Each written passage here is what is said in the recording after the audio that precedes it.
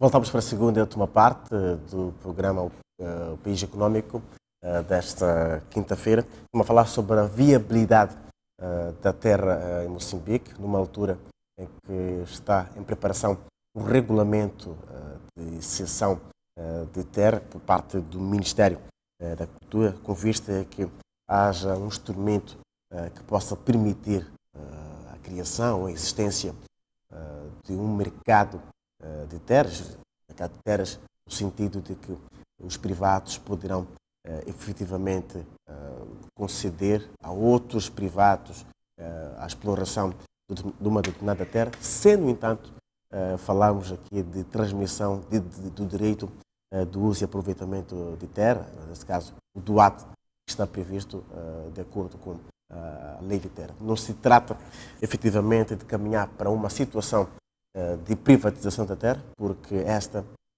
de acordo aqui com o Ministério da Cultura, deverá continuar um bem público, deverá continuar um bem estatal. Antes de irmos ao intervalo, eu estava mesmo com o engenheiro Carrilho e estava a falar sobre questões que têm a ver com o aumento da produtividade desta mesma terra. Exato. Como é que é possível? Quer dizer, como se disse há bocado, este aumento da produtividade depende de muitas outras coisas. Depende de muitas outras coisas. Mas a terra é um dos fatores, não é verdade? Eu queria repetir, portanto, eu acho que esta é uma oportunidade para nós melhorarmos o debate público da legislação e aprofundá-la. Segundo, é uma oportunidade para benefício social das comunidades. Terceiro, é uma possibilidade de melhoria da competitividade da nossa agricultura. E quarto, é uma possibilidade de se dar valor à terra. Não pode ser que a terra em Moçambique não custa nada. Não é nada. Isto aqui é como se não fosse... Não é verdade. Isto tem muito valor para nós. Se esse valor se consegue por um cifrão à frente ou não, isso é outra coisa. Mas como lhe disse, tudo isto não se baseia na ideia de criar um mercado. Não se baseia nessa ideia, tanto quanto eu saiba, participei disto. Segundo, o impedimento ou o ponto crítico nisto é o reforço das instituições. Este problema é muito importante. Por exemplo, você não pode ter um setor de terras que não tem um economista para fazer contas. Você não pode ter um setor de terras que não tem um agrônomo, que não tem um antropólogo, não pode ter. Não pode ter um setor de terras que se lhe diz assim, dá 1000 hectares, ele simplesmente fica calado e dá. Não pode ter, tem que ter um setor de terras capaz de fiscalizar, de cadastrar as terras do país, não é verdade? Porque senão, nada disto vai ser possível. Ou então, vai-se continuar a fazer como se faz até agora, tudo por debaixo da mesa, comprando a companhia, não comprando. É assim que se faz. As pessoas fazem. Só que fazem por outros, como é que se diz? Artifícios jurídicos. Obrigado. Eu volto a ser doutor, neste caso, Raimundo Matula. Esta questão de não haver, efetivamente, um mercado de terra. Estamos a falar aqui, quando se fala de cessão, estamos a falar aqui de arrendamento desta terra. Este arrendamento não vai prever taxas para quem seja o titular deste DUAT. Estamos a falar de uma cessão, se calhar, bonificada ou uma cessão gratuita. Por que não há mercado se efetivamente poderá haver, se calhar, taxas nessa cessão de terras? Bom, como o Dr. Rezende fazia referência a isso, de facto não podemos, nestas condições, falar de mercado de terras como tal. E sublinho aqui mais um aspecto, é que essa cessão de exploração, nos termos da atual legislação, nos termos da propriedade de terra mantendo-se nas mãos do Estado. Se vai haver taxas ou não? Imagino que sim. Imagino que sim. Se eu cedo, ou uma comunidade cede a exploração de parte da terra, portanto, imagina, não é um dado adquirido. Imagina. é uma das questões que está em discussão na mesa. Mas, para mim, do ponto de vista económico, a exploração deste ativo económico faz sentido que aquela comunidade que cede uma parte da sua terra para um investidor receba um rendimento por essa cessão. Agora, como é que essa taxa vai ser definida? Não sei. Pode ser definida como sendo uma taxa fixa, pode ser definida como uma taxa em função da produção dessa parcela de terra, enfim. Mas imagino que as tais balizas que o regulamento terá que definir vão incluir como é que este processo se desenvolve entre quem tem o DUAT e quem vai querer explorar parte da terra deste DUAT. A cessão só poderá acontecer, por exemplo, em situações em que, efetivamente, haja DUAT. Estamos a falar de muitas comunidades, por exemplo, que não possuem o DUAT, mas têm o direito de utilização desta mesma terra por ocupação. Portanto, aí não se fala de cessão de terra. Mas o desafio, um dos principais desafios, e tenho que concordar aqui com o engenheiro Carrilho, é que um dos desafios é exatamente esse. Um dos grandes desafios que nós vamos ter como país, e em particular como Ministério da Agricultura, é expandirmos, é avançarmos e muito rapidamente na atribuição dos DUATs para os ocupantes de boa-fé, do ponto de vista individual, mas também para as comunidades. E quando digo Ministério da Agricultura, é que pensar que não é o Ministério da Agricultura como tal, sozinho, que faz isto. Recorrendo a várias iniciativas, a várias outras organizações que trabalham nesta área. Recordo-me de uma iniciativa que deu um empurrão bastante considerável nesta área, que foi a iniciativa de terras comunitárias.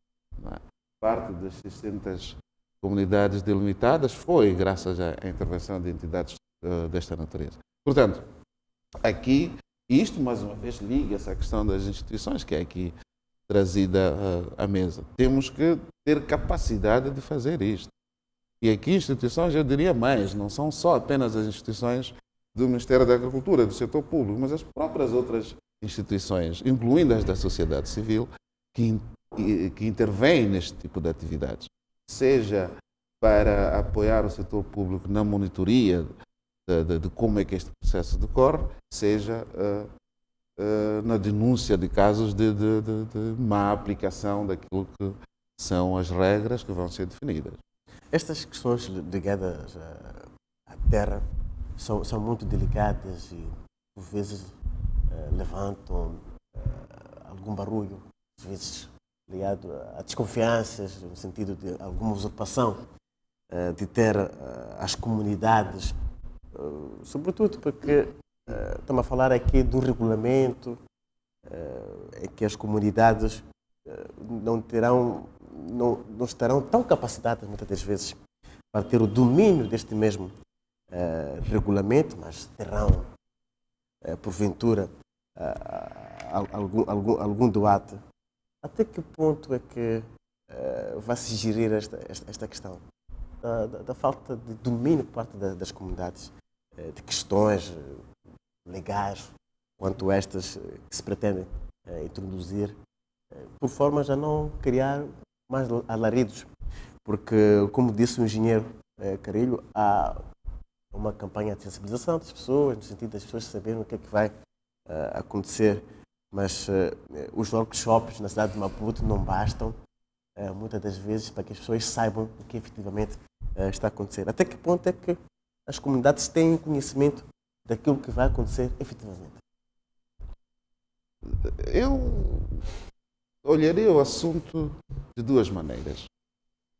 A primeira, mais uma vez, é a capacidade das nossas instituições. Levantava o problema de usurpação de terras e por aí fora. Uma das razões do fenómeno de usurpação de terras, de conflito de terras, eu não falaria de usurpação de terras como tal, mas de conflito de terras, por exemplo, são consultas comunitárias mal feitas. são consultas comunitárias feitas fora daquilo que são as instituições legais. Isso tem muito a ver com a nossa capacidade como instituição, não é?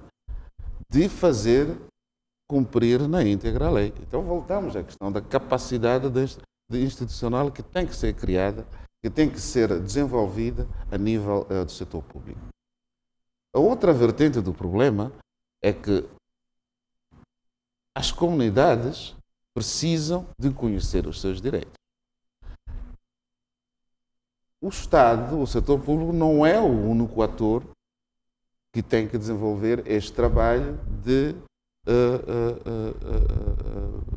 mobilização, de explicação das populações sobre os seus direitos. Há todo um conjunto de instituições, nomeadamente da sociedade civil, que participam. Há muitas organizações que participam nisto.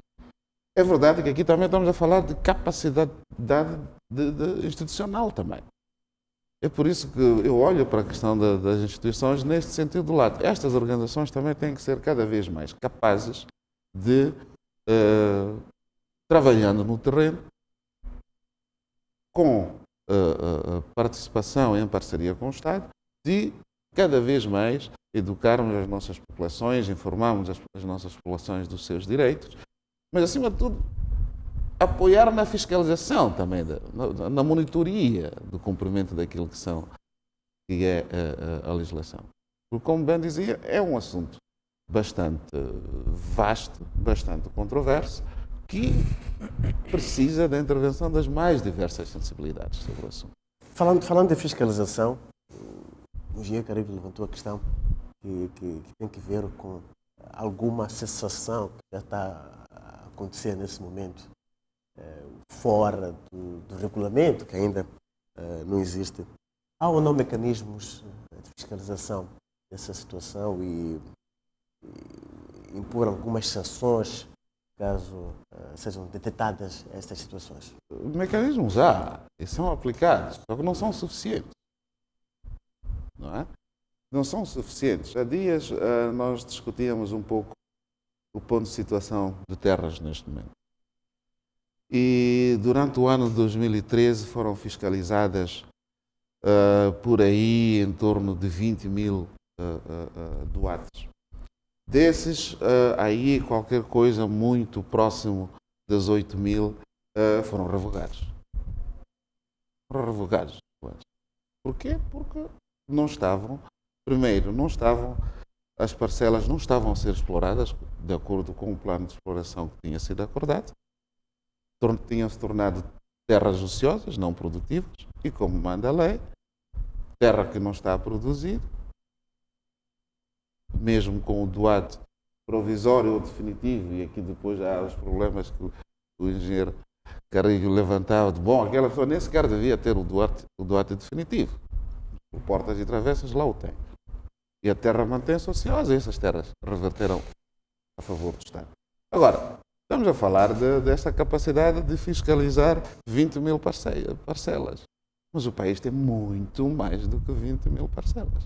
E o desafio é criar a tal capacidade institucional para fazer, não 20 mil, mas 20 mil vezes 5, vezes 10. E este vai ser o desafio também nos próximos tempos em relação à sessão de exploração da terra. Volta-se, Dr. Regente, quer dizer, há uma repetição aqui no que se refere à criação de capacidade institucional, a questão da criação de regulamentos, onde se fala desta questão da terra, e hoje estamos a falar da viabilização desta mesma terra. O caminho é este, criar instituições, criar regulamentos, é bastante, tendo em conta que Moçambique tem vários regulamentos, tem várias instituições, e muitas das vezes o que se vê no terreno é que estes regulamentos e as instituições não têm estado a desempenhar as funções que efetivamente deviam, ou as funções que estão constantes na sua criação. Como é que olha para esta questão de instituições, regulamentos, versus a questão da viabilização desta mesma terra? Bom, a questão de capacitação, a questão das próprias instituições, isto leva-nos ao problema do institutional economics. E essa cadeira de economia nos diz que se nós também criamos uma instituição sem todos os elementos necessários, nós estamos a criar um pequeno monstro que não quer morrer. Sempre que se cria uma instituição, mesmo com as definições, e depois faltam os elementos fundamentais, que é a parte humana, os meios e as finanças, nós estamos a criar um corpozinho que não vai funcionar, mas que quando depois quisermos extinguir, não morre. Ele ganha vida própria, não é? Então, aqui, o engenheiro Carrilho levantou um problema aí que acho que é relevante debater-se um pouco. E nós temos ouvido pelos mídias um conjunto de mal-estares, que vou dar alguns. O pró-Savana vai tirar terra aos camponeses. A Ana d'Arco vai matar os camponeses de Palma, e o Cateme, tudo isto eu não estou a dizer que não são verdades, são. Mas muitas vezes a dimensão e o tom que damos para estes problemas criam um mal-estar social que me parece, o que me deixa um pouco tranquilo é que esse mal-estar é urbano. É um pouco de workshops dos hotéis, debates aqui na televisão, quando a pessoa chega ao distrito, a ver tranquilidade, fala com os camponeses e está à procura de onde é que eu vou vender o meu milho, porque de facto está no celeiro. Isto é que Portanto, não há barulho realmente nas comunidades. Pode, casos muito particulares, pode haver mal-estar, pode haver alguma incerteza, mas nós urbanos é que vamos para lá agitar. O pró-Savana, pelo que eu me percebo, não tenho os detalhes todos, acho que ainda não saiu do planeamento. Mas o camponês de Namuno já está a ser mexido, vais perder a terra. Como é que tu vais perder a terra se nem desenhado está o projeto, não é? Eu venho agora de Teta em que um jovem me dizia que o oleiro tem que ser indemnizado 45 anos. Eu fui verificar o que é ser oleiro. Meu Deus, eu vou deixar de ser economista. Quero ser oleiro. É ter barro e uma caixa de madeira, mexer o barro, encher, deixar secar, queimar e vender. Barro há não sei em quantas partes de Moçambique. Eu tenho que receber 45 anos de indemnização. Eu pergunto, mas... Muito obrigado, doutora Gênia. Muito obrigado também pela vossa presença aqui no estúdio. Nós estamos a falar hoje sobre a viabilidade da terra em Moçambique, num contexto em que o Ministério da Agricultura, o Governo, está a preparar um regulamento de cessão de exploração de terra, uma espécie de dar o poder para que os privados possam transmitir os direitos de exploração desta mesma terra a outros terceiros, caso os privados não tenham capacidade de explorar esta mesma terra. Nós voltamos na próxima quinta-feira com mais uma proposta de debate para si. Até lá, tenha uma boa noite.